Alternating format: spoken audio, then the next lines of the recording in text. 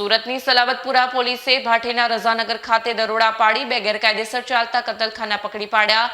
10 ભેંસ સાથે એક પાડાને મુક્ત કરાવ્યા હતા તો 17 આરોપીઓની ધરપકડ કરાઈ છે।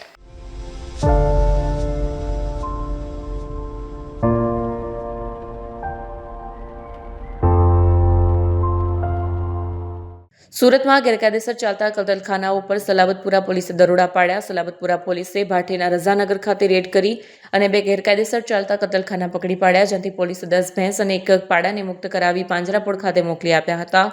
તો પોલીસે સ્થળ પરથી 17 આરોપીઓની ધરપકડ કરી તેઓ વિરુદ્ધ ગુનો નોંધી કાયદેસરની કાર્યવાહી હાથ ધરી છે। ખૂબ અભિનંદન સલાબતપુરા પોલીસ સ્ટેશનના પોલીસ ઇન્સ્પેક્ટર જાડેજા સાહેબ તેમજ તેઓની ટીમને।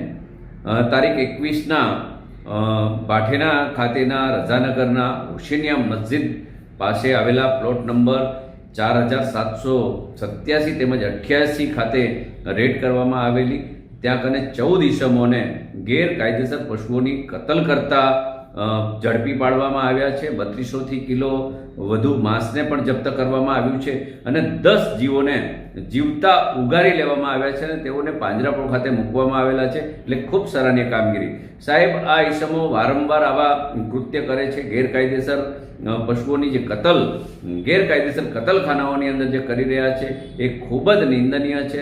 અને આવા ઈસમોની પાછળ કોણ છે, અમને આવા પશુઓ કોણ આપે છે ગેરકાયદેસર અને કતલ કરવા માટેના કોણ એમને આ સમજાવે છે, એટલે ગેરકાયદેસર કતલ કરવા પાછળના રેકેટનો પર્દાફાશ કરવાનો અને આવા જે કંઈ ઈસમો એમની સાથે જોડાયેલા હોય એ તમામને ખૂબ કડક કાર્યવાહી કરો અને એમની જે મિલકતો છે ગેરકાયદેસર હોય તો ડિમોલાઇઝ થાય, એમને પાસાની જે જોગવાઈ છે અને આવા લુખ્ખા તત્વોના પગ ખરેખર ધ્રુજવા જોઈએ અમે અપેક્ષા રાખીએ છીએ કે નિર્દોષ જીવ ક્યારે બોલી નથી શકતો અને જે રીતની કામગીરી આપ સાહેબે કરી છે એ ખરેખર સરાહનીય છે।